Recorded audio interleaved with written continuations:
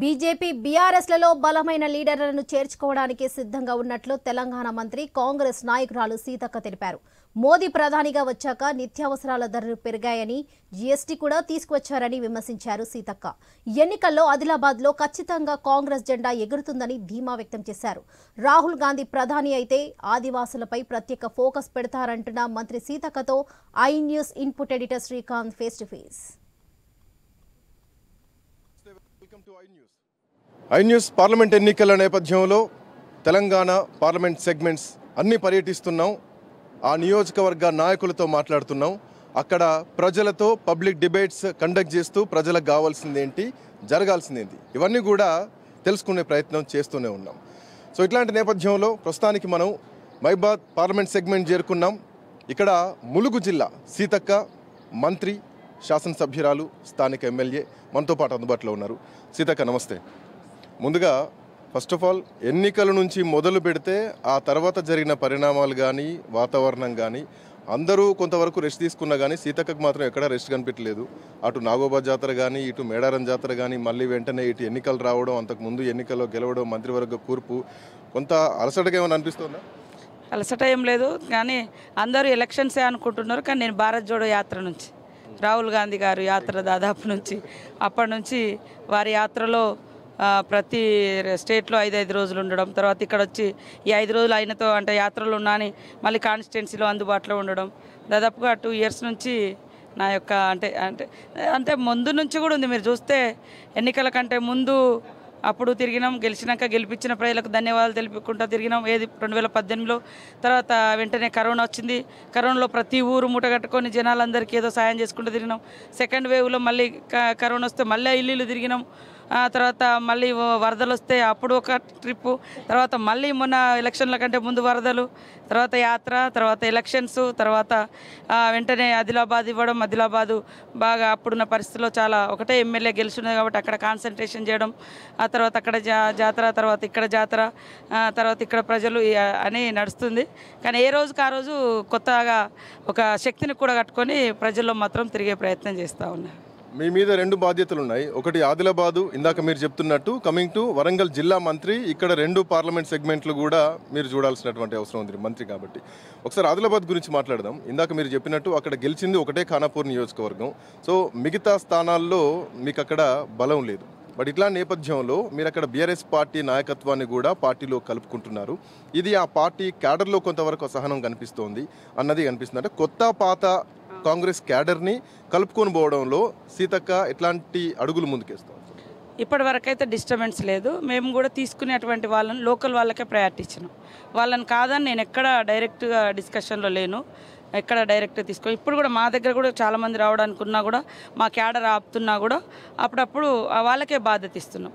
అయితే ఇక్కడ నేను ఏమంటే నా ఎన్నికలలో నాకు వ్యతిరేకంగా పనిచేసినా పర్వాలేదు, కానీ ఇప్పుడు మనం గెలిచేది రాహుల్ గాంధీని గెలిపించేది కాబట్టి రాహుల్ గాంధీ కోసం కొంత త్యాగం, అంటే రాహుల్ గాంధీ గెలవడం అంటే ఈ దేశం గెలవడం, ఈ దేశం గెలవడం అంటే ప్రజలు గెలవడం, ఆ సిద్ధాంతంతో అందరినీ కలుపుకొచ్చే ప్రయత్నం చేస్తున్నాం. అక్కడ కూడా కొంతమందిని ఇంకా లోకల్ వాళ్ళు ఆపడంతో కొంతమంది మాజీ మంత్రులు లేకుంటే కొంత పెద్ద పెద్ద పోస్టులలో ఉన్న వాళ్ళని కూడా ఆపాల్సి వచ్చింది. ఏదన్నా లోకల్ కార్యకర్తల నిర్ణయం మేరకే తీసుకుంటున్నాం. అయినా కూడా క్యాడర్ కూడా చెప్తున్నాం, బలమైన లీడర్లు బీఆర్ఎస్లో కానీ బీజేపీలో కానీ ఉంటే వాళ్ళు మన దిక్కు వస్తారంటే తీసుకుందాము. ఎందుకంటే మనం గెలవాలి. ఇప్పుడు పార్లమెంట్లో గెలవడం అనేది చాలా చారిత్రక అవసరం కాబట్టి ఆ ప్రయత్నం చేస్తున్నాము. కొంత ఉంటుంది ఫీలింగ్, ఎందుకంటే వీళ్ళు 10 సంవత్సరాల నుంచి పార్టీని పట్టుకొని ఉన్నారు, వాళ్ళు గతంలో అధికారంలో ఉన్నారు, మళ్ళీ ఇక్కడికి రాగానే ఇక్కడ వాళ్ళేనా అనే భావన ఉంటుంది. కాబట్టి ఒక తల్లి పాత్ర, ఒక చెల్లె పాత్ర, ఒక ఆడబిడ్డ పాత్రలో నేనున్నా కాబట్టి నేను ఎవరేంటిదనే నాకు తెలుసు ఈ నా కాన్స్టిట్యున్సీ వరకు. అదేవిధంగా ఆదిలాబాద్ కూడా నేను అదే రకంగా పాత వాళ్ళ యొక్క అభిమతం మేరకే నేను ఆ ప్రయారిటీ ఇస్తున్నా. అట్లా డిస్టర్బెన్స్ జరగకుండా మ్యాక్సిమం ట్రై చేస్తాను. ఆదివాసీ, లంబాడ సామాజిక వర్గం, ఈ 2 సామాజిక వర్గాల్లో ఎవరికి ఈసారి టికెట్ దక్కబోతోంది అన్నది ఒక సస్పెన్స్ వాతావరణం కొనసాగింది. కమింగ్ టు ఆదివాసీ టికెట్ విషయానికి వస్తే నాకు తెలిసి దరిదాపు ఒక 70 సంవత్సరాల నుంచి ఆదివాసీ మహిళకు టికెట్ రావడం I think this the first time. But అక్కడ ఉన్నటువంటి అపోజిషన్లు ఎవరైతే ఉన్నారో బీఆర్ఎస్ పార్టీ కానీ భారతీయ జనతా పార్టీ కానీ వాళ్ళు కూడా గతంలో గెలిచినటువంటి వ్యక్తులే. సో ఇక్కడ పోటీ ఎట్లా చూడాలి? వాళ్ళిద్దరు కూడా అంటే ఆత్రం సుగుణ అనేది ఆమె ఒక సామాన్యురాలు, ఒక సాధారణ కుటుంబం, ఒక టీచరు, భార్యాభర్తలు ఇద్దరు కూడా ప్రజల హక్కుల కోసం పోరాడుతూ అనేక సార్లు పోలీస్ స్టేషన్లు కేసుల పాలై ఉన్నటువంటి వ్యక్తులు. ప్రజలంటే ఒక మంచి రెస్పెక్ట్ ఉన్నటువంటి భావజాలంతో ఉన్నటువంటి వ్యక్తులు. అట్లా పనిచేసారు వాళ్ళు. అదేవిధంగా ఒక టీచర్గా, ఒక ఉపాధ్యాయురాలుగా పిల్లల భవిష్యత్తును ఎట్లా తీర్చిదిద్దగలుగుతారు. రేపు పార్లమెంట్లోకి వెళ్తే కూడా ఆదిలాబాద్ ఆవాజును కూడా ఖచ్చితంగా పార్లమెంట్లో వినిపించగలిగే ధైర్యం, శక్తి ఉన్నటువంటి వ్యక్తిని మేము సెలక్షన్ చేసినాం.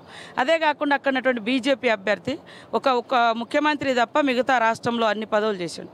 ఎమ్మెల్యే ఒక మూడు సార్లు ఎమ్మెల్యే చేసిండు. ఎంపీ లాస్ట్ అంతకుముందు ఎంపీ ఆయనే. తర్వాత టీఆర్ఎస్లో గెలిచిన ఆయన అంటే ఉన్న సక్కు కూడా 2 సార్లు కాంగ్రెస్ నుంచే ఎమ్మెల్యే గెలిచిన. వాళ్ళందరూ కూడా సాధారణమైనటువంటి టీచర్లు. ఆ టీచర్ ఉద్యోగాలు ఇచ్చింది కూడా ఆనాడు కాంగ్రెస్ ప్రభుత్వమే. కాబట్టి వాళ్ళందరికీ కూడా అవకాశాలు ఇచ్చినాం. కానీ వాళ్ళెవరు కూడా ఆదిలాబాద్ వెనుకబాటుతనాన్ని కానీ, వెనుకబడ్డ ప్రజల యొక్క విషయాలను కానీ అంత ఈమెకున్నంత అవగాహన, ఈమెకున్నంత ఒక కమిట్మెంట్ లేదు. అది ప్రజలకు అర్థమైపోయింది. అందుకనే మేము 2.5 లక్షల తక్కువ ఓట్లతోటి మేము ఉన్నటువంటి వాళ్ళం ఏది అసెంబ్లీ ఎన్నికలలో. ఈరోజు మరి అభ్యర్థి కానీ, మా క్యాడర్ కానీ, మేమంతా కానీ, అదేవిధంగా సీఎం రేవంత్ రెడ్డి గారి యొక్క మొదటి పర్యటన ఆదిలాబాద్లో జరగడం కానీ, మేమంతా అక్కడ రెగ్యులర్గా ఉండడంతో ఈరోజు మేము మెజార్టీ కోసం పోటీ పడుతున్నాం. గెలుపు అనేది కాకుండా మెజార్టీ కోసం పోటీ పడుతున్నాం. కాబట్టి ఇంకా చాలామంది వస్తారు. చాలా బ్రహ్మాండంగా ఉంది. బీజేపీ వాళ్ళు గుడి అని చెప్తున్నారు కానీ బడి గురించి, రైతుల గురించి, లేదా గుళ్ళో దేవునికి పెట్టే అగరబత్తీల గురించి కూడా వాళ్ళు మాట్లాడలేకపోతున్నారు. ఎందుకంటే అగరబత్తీల మీద కూడా జీఎస్టీలు వేసి మరి ప్రజల్ని పెద్ద ఎత్తున పీడిస్తున్నటువంటి పరిస్థితి. పన్నుల రూపంలో ట్యాక్స్ టెర్రరిజం అనేది ఈ దేశంలో మొదలుపెట్టింది ఎవరన్నా ఉన్నదంటే అది మోడీ గారు. పైగా మమ్మల్ని కాంగ్రెస్ వాళ్ళకి వెళ్తే ఇది గుంజుకోపోతారు, అది అరే మీరు వచ్చినాకనే రేట్లు పెరిగినాయి, మీరు వచ్చినాకనే ట్యాక్సులు విపరీతంగా పెరిగినాయి, మీరు వచ్చినాకనే పేదరికం పెరిగింది, నిరుద్యోగం పెరిగింది, ప్రభుత్వ రంగ సంస్థలన్నీ మూత వేసి ప్రైవేటు వ్యక్తులకు కట్టబెట్టిరు. కాబట్టి ఇది స్పష్టమవుతుంది. దాన్ని ఇంకా కప్పిపుచ్చుకోవడానికి సాధ్యమైతే లేదు. అంతకుముందు పాకిస్తాన్ చూపించిండు, కొన్ని రోజులు హిందూ ముస్లిం అంటాడు, కొన్ని రోజులు ఇప్పుడు విదేశీయులు మన మీద దాడి చేస్తే బలమైన ప్రభుత్వం ఉండాలంటారు. అది కూడా ఎవరు నమ్ముతలేరు. మోడీనే గ్యారంటీ, ఇంకేం గ్యారంటీ పథకాలు అవసరం లేదు. ఒకవేళ మనం ఉచిత అంటే ఈ పథకాలు ఇస్తే రెవడీ కల్చర్ అంటే సోమరితనాన్ని తీసుకొచ్చేటువంటి ఒక ఉచితాలకు అలవాటు చేస్తున్నారు కాంగ్రెస్ అన్నారు. ఇప్పుడేమో మమ్మల్ని దోసుకునేటోళ్ళ లెక్క ఆయన ఏం చెప్పినా ప్రజలు ఇంటలేరు. రోజు గ్రాఫ్ పడిపోతుంది. కాబట్టి ఆదిలాబాద్ కూడా ఖచ్చితంగా కాంగ్రెస్ గెలవబోతుంది. దాంతో వాళ్ళు కూడా అక్కడ కూడా రకరకాలుగా బీజేపీ నాయకులు నా మీద, మా లోకల్ క్యాడర్ మీద ఏదేదో విమర్శలు చేశారు. అవేవి కూడా లేవు. కాబట్టి ఖచ్చితంగా ఈరోజు మేము మెజార్టీ కోసం పోటీ పడుతున్నాము. సుగుణ కూడా మంచి కష్టపడుతుంది. పబ్లిక్లో వెల్ నోటెడ్ పర్సన్. ఇవాళ కొంతమందికే పరిమితమైన వ్యక్తి కాదు, మారుమూల గూడాలలో, తండాలలో వచ్చింది. అదేవిధంగా మీరు అడిగినటువంటి లంబాడ ఆదివాసీ ఇక్కడ వరంగల్లో మన మహబూబాద్లో మా సోదరుడు ఆయన మాజీ కేంద్ర మంత్రిగా చేసిండు. ఈసారి ఆయన 2 సార్లు ఓడిపోయిండు. ఆయనకు అవకాశాలు వేరే వాళ్ళు ఇచ్చినా కూడా అమ్ముడు పోకుండా పార్టీ కోసం నిబద్ధతతో ఉన్నాడు. కాబట్టి సీఎం రేవంత్ రెడ్డి గారు, రాహుల్ గాంధీ గారు, సోనియమ్మ గుర్తించి వారికి ఇచ్చింది. వారు ఫస్ట్ సారే మరి కేంద్ర మంత్రిగా ఉన్నాడు. కాబట్టి వరంగల్లో మనం మహబూబాద్లో ఇక్కడ లంబాడకి ఇచ్చినాం, ఆదిలాబాద్లో గోండుకి ఇచ్చినాం. 2 వర్గాలకు సమన్వయం చేసినాం. భవిష్యత్తులో ఖచ్చితంగా అక్కడ లంబాడాస్ నుంచి కూడా డిమాండ్ ఉంది మాకు రావాలని, ఇక్కడ ఆదివాసీల నుంచి కూడా మహబూబాద్లో డిమాండ్ ఉంది. ఇది కూడా రేపు భవిష్యత్తులో ఒకసారి అటు ఒకసారి ఇటు కూడా చేస్తే 2 వర్గాలకు కూడా 2 ప్రాంతాలకు కూడా న్యాయం చేసినటువంటి వాళ్ళం అవుతాం. ఈ యొక్క విషయాన్ని కూడా నేను అధిష్టానానికి తీసుకెళ్ళి అన్ని వర్గాలను 2 ప్రాంతాల్లో సముచిత న్యాయం జరిగే విధంగా కృషి చేస్తాం. కమింగ్ టు నీళ్ళ ప్రాజెక్ట్ సంబంధించి ఆదిలాబాద్ అంటేనే అడవుల్లో ఉంటుంది, రాష్ట్రానికి విసిరివేయబడ్డట్టుగా ఉంటుంది. వాటికి కావాల్సినటువంటి రోడ్ కనెక్టివిటీ విషయంలో కానీ, అక్కడ సిమెంట్ ఫ్యాక్టరీ అనేది కొన్ని ఏండ్ల నుంచి దానికోసం కొట్లాటలు నడుస్తున్నాయి. దాన్ని ఆయుధంగా చేసుకొని ఎన్నికలు కూడా జరిగినాయి. వాటిని బేస్ చేసుకొని గెలిచిన వాళ్ళు కూడా ఉన్నారు. ఈసారి కూడా మళ్ళీ మొన్న రేవంత్ రెడ్డి ముఖ్యమంత్రి గారు అక్కడికి పోయినప్పుడు వీటికి సంబంధించి హామీలు ఇవ్వడం జరిగింది. మీ దృష్టిలో అక్కడ ఏమేమి సమస్యలు కనిపించాయి? రేపు పొద్దున గెలిస్తే ఇది చేస్తామంటే ఏం చెప్తారు? వాస్తవానికి గత 10 సంవత్సరాల క్రితం మోడీ గారు మేము సిమెంట్ ఫ్యాక్టరీలను ఓపెన్ చేస్తాం, ఆదిలాబాద్ నుంచి ఆర్మూర్కు రైల్వేని తీసుకొస్తాం, కేంద్రీయ విశ్వవిద్యాలయం బాసర్లు ఏర్పాటు చేస్తాం, స్టేట్ యూనివర్సిటీ కానీ సెంట్రల్ యూనివర్సిటీ కానీ కనీసం అదన్నీ ఏర్పాటు చేస్తామన్నారు. స్టేట్ యూనివర్సిటీ కూడా ఇక్కడ బీజేపీ ప్రభుత్వం, బీఆర్ఎస్ ప్రభుత్వం చేయలేదు. అదేవిధంగా ప్రధానంగా ఏజెన్సీ గ్రామాలలో రోడ్డు రవాణా కనెక్టివిటీ చాలా పెద్ద ప్రాబ్లం, బాగా బ్యాక్వర్డ్ కనబడుతుంది. అక్కడ మన ప్రాంతం కంటే కూడా ఇంకా పాపం చాలా అంటే ఎప్పటి నుంచో వందలేళ్ల నుంచి ఉన్నటువంటి గ్రామాలైనా కూడా రోడ్ కనెక్టివిటీ లేనటువంటి పరిస్థితి, ఫారెస్ట్ శాఖల ఇబ్బందులు, ఇవన్నీ కూడా నిజంగా పర్ఫెక్ట్గా తెలిసినటువంటి వ్యక్తిగా మాట్లాడగలిగే శక్తి. రేపు మా రాహుల్ గాంధీ గారు ప్రధానమంత్రి అయితే ఆదివాసీ ప్రాంతాల మీద ఒక స్పెషల్ ఫోకస్ ఉంటుంది. వీళ్ళు వెనుకబడ్డ వాళ్ళు, వీళ్ళ యొక్క బతుకులు మార్చాలి, వీళ్ళకు న్యాయం జరగాలనేటువంటి ఆలోచన ఉన్నటువంటి వ్యక్తి కాబట్టి అక్కడ 100% నేను చెప్పినటువంటిగా ఐటీడీఎల్ బలోపేతం అయితే స్థానికంగా ఉద్యోగ ఉపాధి అవకాశాలు పెరుగుతుంది. అదేవిధంగా అక్కడ వృధాగా నీళ్ళు వెళ్ళిపోతున్నాయి. నీళ్ళ ప్రాజెక్టులు వస్తే కూడా సీఎం అంటే గత సీఎం తీసుకుపోయి గజ్వేలు అటు వచ్చేటట్టుగా చేసుకున్నాడు. ఏది ప్రాణహిత చేవల్లి లాంటి ఇవన్నీ కూడా మళ్ళీ మనం పునరుద్ధరిస్తామని మన ముఖ్యమంత్రి గారు హామీ ఇవ్వడం జరిగింది. కాబట్టి తప్పకుండా 2 పంటలకు నీళ్ళు ఇవ్వాలి, విద్యా వ్యవస్థను బాగుపరచాలి, రోడ్డు రవాణా వ్యవస్థను బాగుపరచాలి. అదేవిధంగా అక్కడ ఉన్నటువంటి ఆదివాసీ గిరిజన దళితులు కూడా బాగానే ఉంటారు. ఆడ అంబేద్కర్ గారి తెగకు సంబంధించిన వాళ్ళ బతుకులు కూడా ఇవన్నింటినీ నేను చూసినప్పుడు వాళ్ళకు ఒక సపరేట్ కార్పొరేషన్స్ కూడా అడుగుతున్నారు, న్యాయమైన డిమాండ్స్. జ్యోతిరావు పూలే కమ్యూనిటీ కూడా పెద్ద ఎత్తున ఉంటుంది, వాళ్ళు అడుగుతున్నారు. ఆ కమ్యూనిటీస్ మనకి వెళ్ళి వస్తుంటే ఇటు వరంగల్ ఇటు వస్తే అది కనబడదు అంతా. అక్కడ మాల్వారి ఇట్లాంటి తెగలు కొంచెం మేము వింటుంటే కూడా కొత్తగా అనిపించింది. అంటే నేను అటే తక్కువ కాబట్టి వాళ్ళ జెన్యూన్ డిమాండ్స్ ఉన్నాయి. అవన్నిటి కూడా మేము కమిట్మెంట్ ఇస్తున్నాము. అవన్నీ కూడా సీఎం గారితో చెప్పి చేస్తాము. ఒక ఆదిలాబాద్ అనేది అనే అక్షరంలో ముందుది కానీ మిగతా అంతా వెనుకబడి ఉంది. ఖచ్చితంగా అభివృద్ధి చేయాలనేటువంటి కంకణంతో నేను పనిచేస్తున్నా. సీఎం గారికి కూడా చాలా ఇష్టమైనటువంటి జిల్లా. మీరు చెప్తున్నట్టు ప్రాణహిత చేవెళ్ళ పునరుద్ధరిస్తే కాళేశ్వరం ప్రాజెక్టు పరిస్థితి ఏంటి? దాన్ని పక్కన పెట్టినట్టు అనుకోవాలా? దీన్ని ఎట్లా ఉపయోగించబోతున్నారు? ఇక దాన్ని ఏం జరుగుతుందో దాని కథ ఏందో తెలియదు కానీ పాపం ఆదిలాబాద్ జిల్లా వాళ్ళకు మాత్రము నీటి ప్రాజెక్టులు డెవలప్ చేయాలి. వాళ్ళకు ఒక పంట, అది కూడా పత్తి తప్ప పాడి అసలే కనబడదు. కాబట్టి అది డెవలప్ చేయాలి. తర్వాత గోదావరి పరివాహక ప్రాంతం, ఇప్పుడు మా ములుగు ఇట్లాంటి దేవాదులు మా దగ్గరే ఉంది, సమ్మక్క సారక్క మా దగ్గరే ఉంది. కానీ గత ప్రభుత్వం మాకు చుక్క నీళ్ళు కూడా ఇవ్వలేదు. ఇట్లా గోదావరి తలాపునున్నా కూడా లోకల్ వాళ్ళకు మనం తెలంగాణ తెచ్చుకున్నప్పుడే ఏమన్నాడు, నిధులు నీళ్లు మనకే అన్నారు, నీళ్లు నియామకాలని. కానీ మనకు రానేలేదు, తీసుకోపోయినారు. అక్కడ ఇవాళ ప్రాణహితం తరలించి అంబేద్కర్ పేరు తీసేసి ఇది మా పోచమ్మ ప్రాజెక్టు అంటే గజ్వేల్ సైడ్ పెట్టుకున్నారు. అట్లా కాళేశ్వరం ద్వారా వాళ్ళకి ఎక్కడికి నీళ్ళు వస్తే అక్కడికి ప్లాన్ చేసుకున్నారు. కాబట్టి ఇప్పుడు కట్టింది కూడా ప్రకృతి కూడా క్షమించలేని పరిస్థితి. అంటే మీరు అన్యాయం చేసిరు, అవినీతి చేసిరు కాబట్టి అది ఆ రకంగా పోయింది. ఇవాళ ఇందిరాగాంధీ తండ్రి కట్టిన కడెం ప్రాజెక్టు అంటే కట్టుబడి ఉంది అది దాంట్లో. కాబట్టి ఇట్లాంటివి ఎన్నో ఉన్నాయి. తప్పకుండా కాళేశ్వరం ప్రాజెక్టుకు దానికి సంబంధించిన శాఖ మంత్రులు ఉన్నారు, ముఖ్యమంత్రి గారు ఉన్నారు. వారు ఒక ప్రణాళికబద్ధంగా దాన్ని మంచి చెడునంతా లోతుగా చేసి ఎట్లా ఉపయోగించుకుంటారు అనేది ఉపయోగించుకుంటారు. కానీ ఇలాంటి గోదావరి పరివాహక ప్రాంతంలో నీళ్లు రాకుండా పోయినాయి. మా రాష్ట్ర ప్రభుత్వం కూడా ఖచ్చితంగా దృష్టి పెట్టాల్సిన అవసరం ఉందని నేను తెలియజేస్తున్నాను. సీతక్క, ఇందాక మీరు ఒక మాట అన్నారు, అక్కడ పాత కాంగ్రెస్ కొత్త కాంగ్రెస్ పార్టీ మారే వాళ్ళకు ఒక కన్నతల్లి పాత్ర పోషిస్తున్నా ఇప్పటివరకు ఎట్లాంటి డిస్టర్బెన్స్ లేకుండా. ఒక రాజకీయ పరంగా చూస్తే ప్రజల విషయంలో చూసుకున్నా ఇటు వరంగల్ జిల్లా అయినా, అటు ఇన్ఛార్జ్ మంత్రిగా ఉన్నారు ఆదిలాబాద్ జిల్లా అయినా కన్నతల్లి పాత్ర పోషించాల్సిందే. కమింగ్ టు గిరిజన యూనివర్సిటీ విషయంలో ములుగు మీ జిల్లాకి రావడం జరిగింది, వరంగల్ జిల్లాకి. అక్కడ ప్రజలకు కానీ అక్కడ విద్యార్థులకు కానీ మీరు ఏం హామీ ఇస్తారు? ఎట్లాంటి సబ్స్టిట్యూషన్ తీసుకొస్తారు? వాస్తవానికి అక్కడ కూడా వాళ్ళు ఒక్క యూనివర్సిటీ లేని జిల్లా అంటే ఆదిలాబాద్ ఉమ్మడి జిల్లా, ఏ యూనివర్సిటీ లేదు. కాబట్టి మా స్థాయిలో మేము తప్పకుండా స్టేట్ యూనివర్సిటీ కోసం తప్పకుండా నేను ఆ ప్రయత్నం చేస్తాం. మా ముఖ్యమంత్రి గారు కూడా సానుకూలంగా ఉన్నారు. అదేవిధంగా రైల్వే లైన్ కూడా వాళ్ళు అడుగుతున్నారు ఆ జిల్లా నుంచి. దానికి కూడా మా సీఎం గారు ఒప్పుకోవడం జరిగింది. అక్కడ కొన్ని ప్రాజెక్టులను కూడా కుప్టి అనే ప్రాజెక్టు కానీ ప్రాణహిత కానీ ఇవన్నీ కూడా మేము కమిట్మెంట్తో ఉన్నాము. అవి కూడా తప్పకుండా చేస్తాం. ఇంకా పొడి భూములు కూడా చాలా సమస్యలు ఉన్నాయి. అవన్నీ కూడా రాబోయేటువంటి జూన్లో ఈ ఎలక్షన్స్ అయిపోయాక మరి క్యాబినెట్లో డిసైడ్ చేసుకొని మిగతా భూములన్నిటికీ పట్టాలు వచ్చే విధంగా కూడా నేను కృషి చేస్తాను. సీతక్క, కమింగ్ టు వరంగల్ జిల్లా గురించి తీసుకుంటే కనుక నిన్న ముఖ్యమంత్రి రేవంత్ రెడ్డి వరంగల్ జిల్లాకు రావడం జరిగింది. బహిరంగ సభలో కడియంను ఉద్దేశించి ఒక మాట అనడం జరిగింది. నేనే పార్టీలోకి ఆహ్వానించా, వచ్చిన తర్వాత ఇంకా బలం పెరిగింది కాంగ్రెస్ పార్టీకి వరంగల్లోని.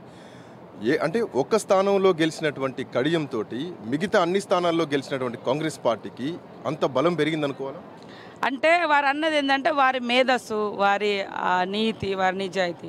కొంతకాలం మేమందరం కలిసి పనిచేసినాం. ఇప్పటివరకు కూడా కడియం శ్రీహరి గారి మీద ఎలాంటి అంటే అవినీతి, అక్రమ మార్కలు అట్లాంటివి కూడా లేకుండా ఆయన దాదాపుగా 15 సంవత్సరాలు అనుకుంటా, టీడీపీలో 10 సంవత్సరాలు, తర్వాత మొన్న కూడా బీఆర్ఎస్లో కొంతకాలం కూడా వారు మంత్రిగా చేశారు.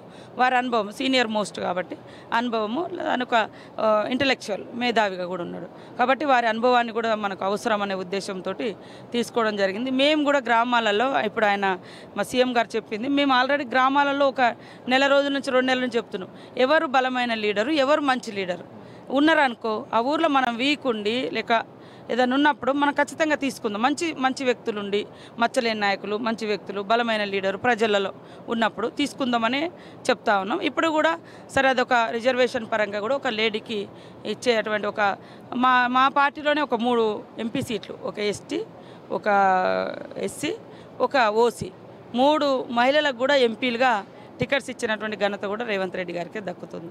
సో ఆమె కూడా ఒక డాక్టరు, ఆయన కూడా ఒక మేధావి కాబట్టి వారికి ఉన్న ఎక్స్పీరియన్స్ వాస్తవానికి మేమందరం కొత్త క్యాబినెట్ మినిస్టర్స్గా కొంతమంది ఉన్నారు సీనియర్లు, బట్ అట్లాంటి వాళ్ళు సలహాలు సూచనలు కూడా బాగుంటుందనే ఉద్దేశంతో తీసుకున్నాం.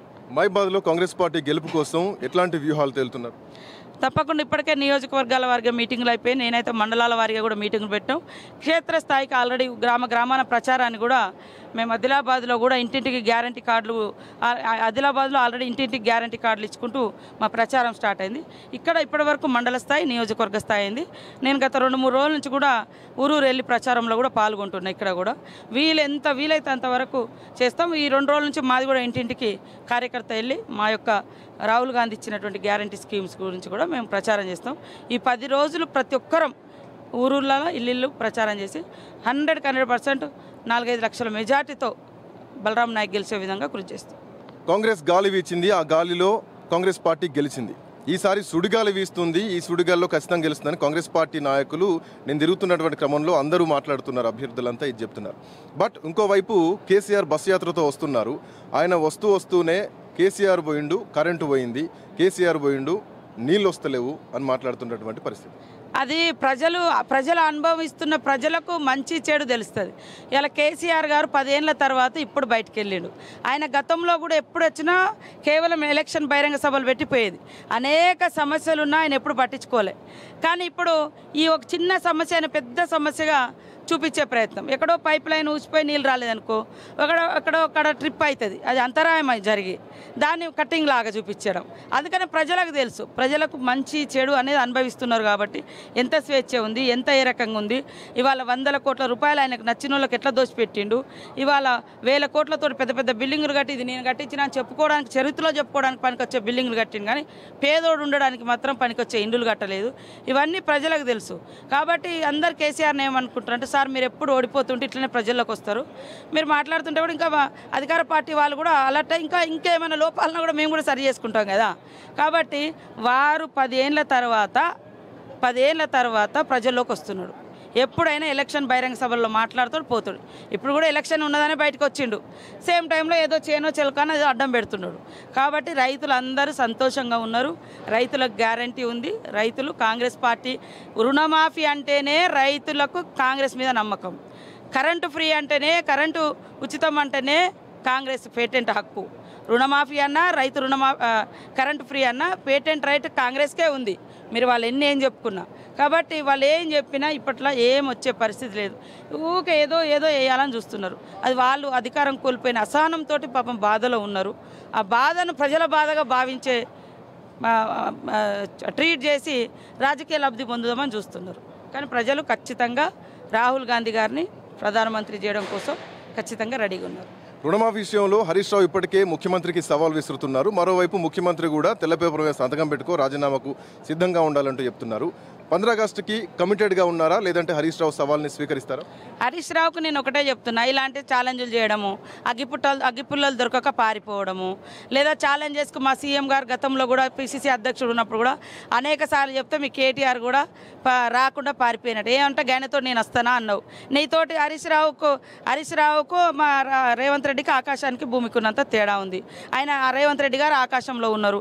ఈయనేదో ఎంతసేపు వచ్చిన 2 రోజుల నుంచి, మేము అధికారంలోకి వచ్చిన 2వ రోజు నుంచి మీరు దిగిపోండి మేము చేస్తాం, మేము దిగిపోండి, మేము ప్రజాస్వామికంగా రాజ్యాంగబద్ధంగా ఎన్నికైనవా, నువ్వు ఒట్టిగా అప్పనంగా ఇచ్చినవా, ప్రజలు గెలిపించారు మమ్మల్ని. ఎంతసేపు అదే. ఇప్పటికైనా హరీష్ రావు ఇంతకుముందులాగా సెంటిమెంట్ల మీద రాజీనామా చేసి మళ్ళీ నిలబడు. ఇక నిలబడద్దు. నువ్వు ఛాలెంజ్ చేస్తే నువ్వు నిలబడకుండా ఉంటాను ఖచ్చితంగా. ఆల్రెడీ మా రేవంత్ రెడ్డి గారు చెప్పారు, సీఎం గారు ఆగస్టు 15 లోపు ఇస్తామని. మళ్ళీ చర్చ కాదు. ఇక నేను పోటీ చేయను, నువ్వు ఇస్తే ఈ జనం కోసం నేను రైతుల కోసం త్యాగం చేస్తున్నాను చెప్పుకో. ఈ ఎన్నికల్లో రాష్ట్ర వ్యాప్తంగా ఉన్న 17 స్థానాల్లో మీ పోటీ బస్సు యాత్రతో వస్తున్నటువంటి కేసీఆర్, ప్రధానమంత్రి Modi card single card agenda, Modi elections అని చెప్తున్నటువంటి ప్రధానమంత్రి మోడీ అంటే ఏం చెప్తారు? మోడీ గారు నిన్నటిదాకా నేనే గ్యారంటీ అన్నాడు, ఇప్పుడు మోడీకా గ్యారంటీ అంటున్నాడు. నువ్వే గ్యారంటీ ఇవేం వద్దన్నాడు, ఇప్పుడు మోడీ గ్యారంటీ. మోడీ సంకల్ప పత్రాన్ని కొన్ని వాగ్దానాలు తెచ్చారు, అవి కూడా పోయినాయి. ఇప్పుడు పాకిస్తాను, తర్వాత విదేశీయులు, తర్వాత కాంగ్రెస్ వాళ్ళు ఇవి వెతుకపోతారు, అవి వెతుకో. ఇవాళ మెడలో పుస్తెలు అమ్ముకొని నువ్వు పెంచిన ధరల మూలంగా వస్తువులు కొనుక్కొని బతికే పరిస్థితి మోడీ ప్రభుత్వం తీసుకొచ్చింది. మోడీ అధికారంలో ఉన్నాడు, మోడీ రాకుంటే ఈడీ వస్తుంది, మోడీ రాకుంటే ఇన్కమ్ ట్యాక్స్ వస్తుంది, మోడీ రాకుంటే ఇంకొక మీడియాను పెట్టి ఏదేదో చేస్తారు, మోడీ రాకుండా ఇంకొక కేసులు పెడతారు. ఇది జరుగుతున్న చరిత్ర బెదిరిస్తున్నది. కాబట్టి కొంతమందిని భయోత్పాతానికి గురి చేసి అక్కడిక్కడ లీడర్లను అటు ఇటు చేస్తారు కావచ్చు. అందుకనే మోడీ అధికారంలో ఉన్నాడు కాబట్టి అధికార పార్టీతోటి ఇక్కడటువంటి అధికార పార్టీగా మేము పోటీ పడబోతున్నాం. ఖచ్చితంగా 100% కాంగ్రెస్ 14 సీట్ల నుంచి 15 సీట్లు గెలవబోతుంది. మొన్న జరిగినటువంటి ఎన్నికలలో కూడా 70% కాంగ్రెస్ పార్టీకి మంచి రిజల్ట్ వచ్చింది. దాంతో ఇప్పుడు చరిత్రలో అసలు ఇన్ని రోజుల ఎలక్షన్ 1952లో జరిగింది. World longest election 1952. After this only ఇప్పుడు జరుగుతుంది. అంటే అప్పుడేమో మనం వెనుకబడి ఉన్నాము, మనకింత ఉద్యోగాలు లేవు, ఇంత రోడ్డు రవాణా లేదు, ఇంత టెక్నాలజీ లేదు, లేదు. అప్పుడు అంత లాంగ్ జరిగిందంటే ఓకే, స్వతంత్రం వచ్చిన కొత్త. మరి ఇంత డెవలప్ అయింది. వీళ్ళ ప్రభుత్వం కంటే ముందు 10 ఏళ్ల క్రితం నెల రోజులలో మా ప్రభుత్వం దేశవ్యాప్తంగా ఎన్నికలు ఒకేసారి చేశారు. మీరు ఇన్ని 3 నెలలు ఎందుకు తీసుకుంటున్నారు అంటే ఓడిపోతారు కాబట్టి ప్రతిదానికి మోడీ వచ్చి ప్రచారంలో పాల్గొని మాయ మాటలు చెప్పాలి. దానికోసం ఇంత టైం తీసుకుంటే ఇవాళ ఒక ఊర్లో మంచినీళ్ళు లేకుంటే ఇచ్చే పరిస్థితి లేదు, ఒక ఊర్లో పింఛన్ లేకుంటే ఇచ్చే పరిస్థితి లేదు, ఒక ఇండ్లు వర్షాకాలం వస్తాను ఇంట్లోకి ముగ్గుపోద్దామంటే ఇచ్చుకునే పరిస్థితి లేదు. ఇది ఈరోజు. కాబట్టి మోడీ గారు తన సకల శక్తులను వాడి ఇటు యంత్రాంగం, ఇటు ఈడీలు, ఇటు కార్పొరేట్ కంపెనీలు అంతా వాడి కాంగ్రెస్ని ఏదో చేద్దాం అనుకుంటే మాత్రం ప్రజలు బంతి బలంగా కింద కొడితే అది లేస్తుంది. కాబట్టి ఖచ్చితంగా మోడీతో మాకు పోటీ. కమింగ్ టు మీరు ఇన్ఛార్జ్ మంత్రిగా ఉన్నటువంటి ఆదిలాబాద్ జిల్లా గతంలో ఒకప్పుడు కాంగ్రెస్ పార్టీ కంచుకోట. అట్లాంటి కంచుకోటలో ఈసారి ఖానాపూర్ ఒక్కటే మీరు గెలవడం జరిగింది. సీతక్క ఎంట్రీ తర్వాత, సీతక్క హ్యాండ్ ఓవర్ చేసుకున్న తర్వాత ఫ్యూచర్లో కాంగ్రెస్ పార్టీ అక్కడ పెరగడం జరుగుతుంది అనుకోవాలా, ఎట్లా చూడాలి? ఇప్పటికే మీరు ఒక సర్వే తెచ్చుకోండి, చాలా పెరిగింది. చాలా కార్యకర్తలు కానీ నేను ఇన్ఛార్జ్ అనే కాకుండా మా పార్టీ అధికారంలో ఉండడము, మా క్యాండిడేట్ కూడా చాలా మారుమూల గ్రామాలలో కూడా పరిచయాలు ఉండడం, ఉద్యమకారులు, ఉద్యోగులు, విద్యార్థులు, జాతులు, కులాలతో అనుబంధంగా ఉండడం, తర్వాత పార్టీ కూడా కొంత తగ్గిపోయినటువంటి వాళ్ళందరిలో కూడా అధికారం అనేది ఒక ఉత్తేజాన్ని ఇస్తుంది. వాళ్ళందరూ కూడా యాక్టివ్గా వచ్చి పనిచేస్తున్నారు. సో ఇదంతా ఒక్క సీతక్కని కాకుండా అన్ని శక్తులు ఈరోజు మాకు కారణమైనది. నేను చెప్తున్నా కదా, మెజార్టీ కోసం మేము పోటీ పడుతున్నాం. మాకు ఓటమి అనేది లేదు. ఇది మేము ఖచ్చితంగా గెలిపించి రాహుల్ గాంధీ గారికి అంటే పార్లమెంట్లో అక్కడ మా అభ్యర్థిని పెడతాం. ఈ వెనుకబడ్డ ప్రాంతాల ఇటు బలరాం నాయక్, అటు సుగుణ ఇద్దరు కూడా ఈ గోదావరి పరివాహక ప్రాంత ప్రజల కష్టాలను రాహుల్ గాంధీ గారికి డైరెక్ట్గా పార్లమెంట్లో వినిపించి నిధులు తీసుకొచ్చే విధంగా వాళ్ళు కృషి చేస్తారు. చివరిగా ఒకటి చెప్పండి సీతక్క, ఆదిలాబాద్ అంటేనే తెలంగాణ కాశ్మీర్ అన్న పేరు వచ్చింది. దూరంగా ఉన్నా కానీ వర్షాకాలం వచ్చిందంటే అక్కడి అందాలను చూడడానికి 2 కళ్ళు సరిపోవు. అక్కడటువంటి వాటర్ ఫాల్స్ కూడా చాలా ఉన్నాయి. వాటర్ ఫాల్స్ కుచాల జలపాతం అని, కుంటాల జలపాతం అని, ఇంకా 2-3 రకాల వాటర్ ఫాల్స్ ఉన్నాయి.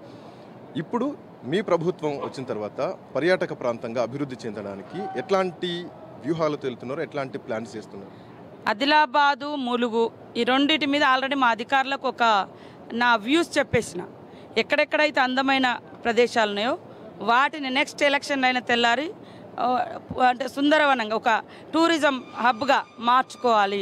ఒక historical sacrificed historical places, Komaram Bheem, Jodeghat లాంటి ప్లేసెస్, తర్వాత ఇక్కడ సమ్మక్క సార్లమ్మ, తర్వాత ఇక్కడ లక్నవరం, రామప్ప, ఇట్లా ఇప్పుడు మా దగ్గర ఇంకా గుట్టల మీద ఇక్కడ కొత్తూరు, రాయనగూడెం గుట్టల మీద ఒక పురాతనమైనటువంటి కట్టడం ఉంది. అదేవిధంగా ఇక్కడ మన తాడవాయి అడవులలో ఎప్పుడో గుహలు, ఇవన్నీ కూడా వాటి మీద ఆల్రెడీ మా అధికారులకు ఒక బ్రీఫింగ్ ఇచ్చినాం. అదేవిధంగా అక్కడ మన జోడేఘాట్ కానీ, కుంటాల ప్రాజెక్టు కానీ, తర్వాత జంగుబాయి కానీ, కేస్లాపూర్ కానీ, తర్వాత ఆసిఫాబాద్లో ఉన్నటువంటి బుద్ధుడు చుట్టూ విగ్రహాలు కానీ, ఇవన్నీ మేము ఒక ప్రణాళికబద్ధంగా నేను అధికారులకు చెప్పినా వాళ్ళు డిపిఆర్ తయారు చేస్తున్నారు. ఒక పిక్చర్ ఎట్లా మనం చేయాలి, సమ్మక్క సారక్క దగ్గర కూడా మనం ఏం చేయాలి అదంతా ప్రణాళిక. వాస్తవానికి ఎలక్షన్ లేకుండా ఇప్పటివరకు మా పని స్టార్ట్ అయ్యేది. కానీ జూన్ తర్వాత వెంటనే మేము చేసేది ఈ హిస్టారికల్ ప్లేసెస్ టూరిజం హబ్స్గా మార్చడం కోసం మాకుండే అటువంటి ఫండ్స్ను మేము తప్పకుండా ఇంకా సీఎం గారితో మాట్లాడి తీసుకొచ్చి అద్భుతమైనటువంటి ఈ కొండలను ఈ అడవులను ప్రతి ఒక్కరు కూడా వచ్చి ఆనందించే విధంగా భవిష్యత్ తరాలకు అందించే విధంగా కృషి చేస్తున్నాం. Thank you Seethakka, thank you, all the best. So మొత్తానికి ఈసారి జరుగుతున్నటువంటి ఎన్నికల్లో ఖచ్చితంగా 12 నుంచి 14 స్థానాలు గెలుచుకుంటాం. ఈసారి మోడీ కాదు కదా, ఎవరు వచ్చినా మా గెలుపును ఆపలేరు. గతంలో ఎట్లా అయితే అసెంబ్లీ ఎన్నికల్లో ప్రజా తీర్పు వచ్చిందో ఈసారి కూడా అంతకు మించి ప్రజలు మా వైపే ఉన్నారు. ఇచ్చినటువంటి హామీలన్నీ నెరవేరుస్తాం, రుణమాఫీ పైన కట్టుబడి ఉంటాం, ప్రతిపక్షాలు చేస్తున్నటువంటి సవాళ్లకు కూడా చురకలంటించారు సీతక్క. మొత్తానికి గెలుపు ధీమా వ్యక్తం చేసినటువంటి సీతక్క ఒక ధీమా మాత్రం కనిపిస్తుంది, ఒక కాన్ఫిడెన్స్ మాత్రం చూపిస్తున్నారు. కెమెరామెన్ ప్రేమ్ సాగర్తో శ్రీకాంత్, ఐ న్యూస్ మైబాద్ సెగ్మెంట్ నుంచి.